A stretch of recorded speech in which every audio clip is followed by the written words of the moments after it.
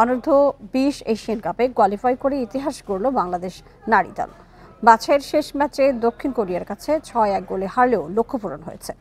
2 জয় এবং গোল ব্যবধানে এগিয়ে থাকায় সেরা 3 রানার্স আপ কোটায় প্রথমবার মূল পর্বে লাল সবুজের মেয়েরা। গ্রুপের শেষ ম্যাচ প্রতিপক্ষ পরাশক্তি দক্ষিণ কোরিয়া, যাদের সঙ্গে র্যাঙ্কিংয়ের পার্থক্য 83। বদলে যাওয়া বাংলাদেশের চমক প্রথমার্ধে। শুরুর দিকে পারফরমেন্সে বোঝা যায়নি দু দলের শক্তির পার্থক্য। দারুণ খেলেই কোরিয়াকে চাপে রাখে বাংলাদেশ। চাপে পড়ে প্রতিপক্ষ হয়েছে এলোমেলো, খেলেছে ভুল পাস। সুযোগ কাজে লাগায় লাল সবুজ। 15 মিনিটে দলীয় সমন্বয়ে লিড, সাগরিকা শান্তির গোছানো আক্রমণে তৃষ্ণার লক্ষ্যভেদ।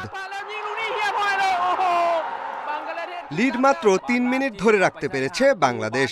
লং বলে পরাস্ত হয় রক্ষণ, ঠান্ডা মাথায় ফিনিশিং লি হাইউনের।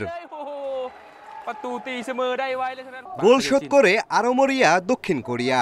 কিছুটা রক্ষণাত্মক কৌশল বাটলারের, বিরতির আগে 2 পরিবর্তন করেন। প্রথমার্ধে যোগ করা সময়ে গোলকিপার স্বপ্নার নৈপুণ্যে আবারও বাঁচে বাংলাদেশ।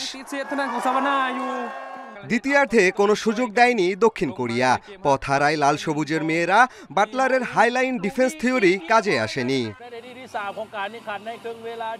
শক্তির জানান দিয়ে পুরো সময় বাংলাদেশের অর্ধেই বল রেখেছে কোরিয়া। একে একে আদায় করে নেয় 5 গোল, যার একটি পেনাল্টি থেকে। হ্যাট্রিক করেন লি হাইউন।